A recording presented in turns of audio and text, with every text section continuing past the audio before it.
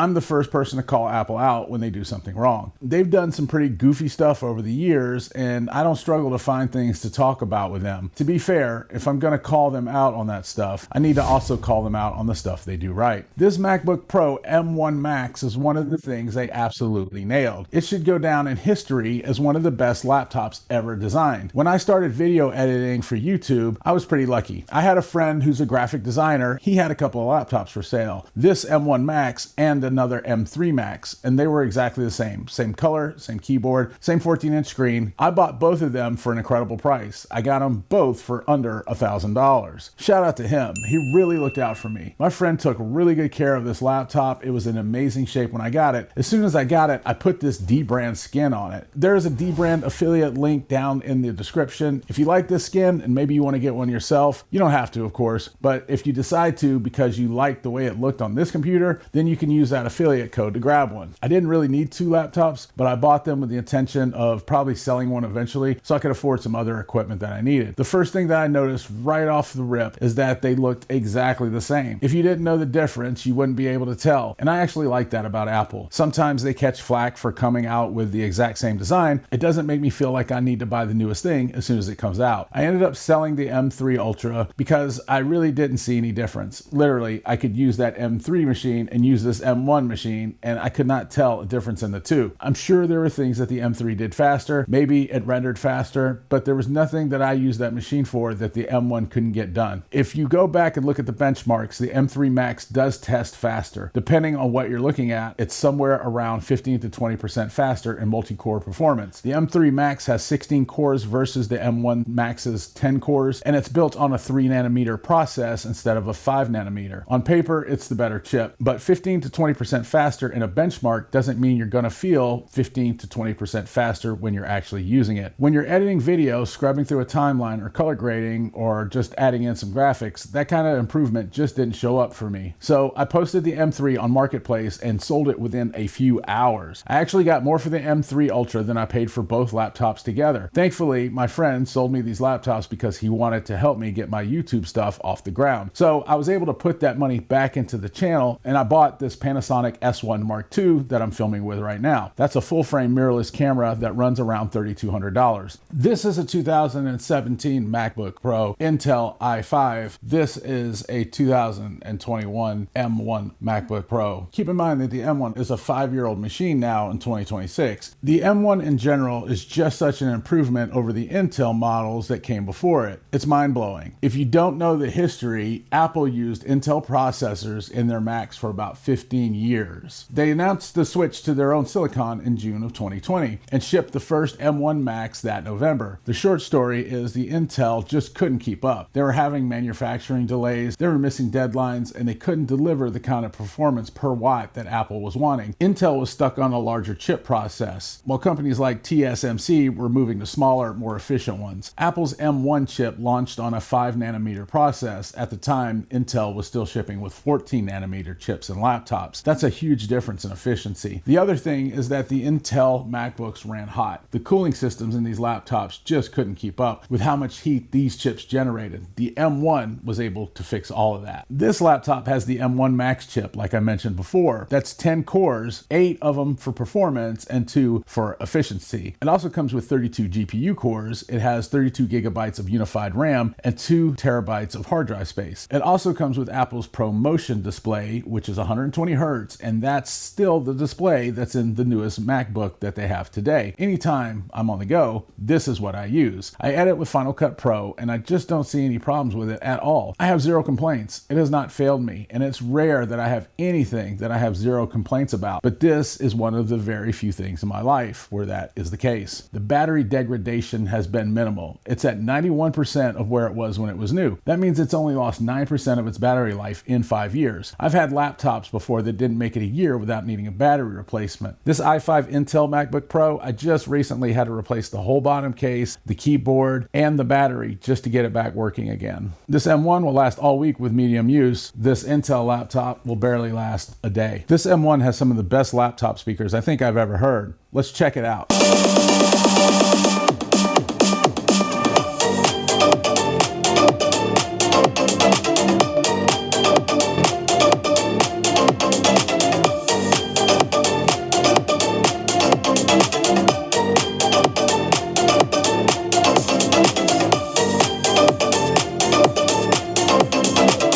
compare it to the i5 Intel and see if there's a big difference in the speakers.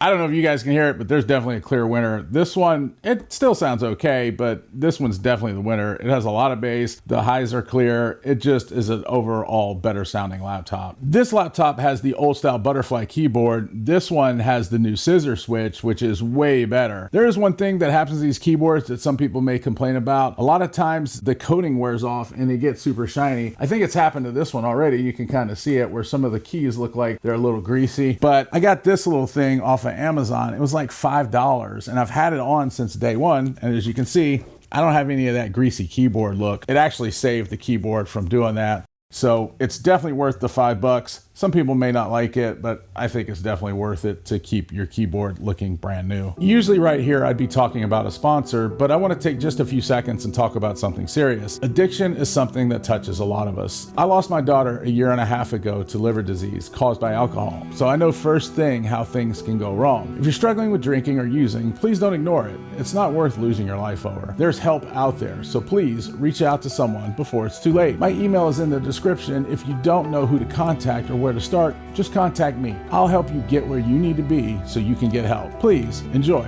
the rest of the video. The Touch ID is very nice. I don't have it on my Mac Studio, nor does the Intel Mac have it at all. For the Mac Studio, I use this mechanical keyboard, so I don't have Touch ID on it. I could use the Apple keyboard, and I do have one, but I actually prefer the mechanical keyboard. Having it on the laptop, though, is a real treat for locking and unlocking it quickly. I've seen some people criticize the MagSafe charging, but I actually like it because it doesn't take up a USB-C port. You can still charge it over USB-C if you want, but MagSafe is great. I do wish the machine had 4 USB ports. Some of the older Intel ones had 4. This one didn't. It only has 2. This M1 only has 3 USB-C ports. However, it does have an HDMI and it has an SD card reader. I use the SD card reader a ton, so I can actually forgive the missing port. I've never ever used the HDMI port though. When I plug it into my studio display, I just use the USB-C. When I connect it to the 70-inch monitor in here, I actually just use AirPlay, and that works just fine. I don't even really notice any latency or anything with it. I know some people got upset back in the day when they took the headphone jack off of the iPhone. I would be fine if they removed it from this computer. I can't think of a time I've ever plugged any headphones into it. I guess I do have one complaint. I just thought of it too, and it's the webcam. I'm actually on the webcam right now, and it just sucks. It's 1080p, and Apple doesn't tell us how many megapixels it is, but the image looks soft, the colors are washed out, and it has a lot of artifacting. It's fine if you just need to call somebody, but for any kind of professional call or live streaming on YouTube, I would definitely get a different camera. So my solution is the Elgato Webcam 4K. These aren't sponsors of this video. I actually paid for this with my own money. It's just the best solution I found to this. It's only 99 bucks, and if you have your own camera, you just plug it in through the HDMI port and you get 4K quality right on your laptop. It works just like your webcam. You just select it out of the list of cameras and you're good to go. It's really that simple. It's the best thing I found. The original MSRP for this laptop was right at $3,600. That's according to Google. Right now, you can find them for around 1,300 bucks on the used market, which is an amazing price for this capable of a laptop. I'm sure this isn't the fastest laptop in the world, and I don't game, but I understand MacBooks aren't the best for gaming, and I definitely know that there's some higher spec laptops out there. My history with tech, though, tells me that a lot of times, just because specs look really good on paper doesn't mean that when you actually use them, that it will work out as well. This computer is well optimized where it is using everything that it has as well as possible. The older I get, the more I prefer to actually get work done with my laptop rather than tinker with my laptop to get it to work. This one has worked flawlessly out of the box. I can't recommend it enough even in 2026. I have no plans on getting the M5 or M6 for 2026. I don't even have any plans on looking for a new one. This laptop still gets it done. Let me know down in the comments if you have an M1 laptop or what you're still using here in 2026. I'll see you in the next one.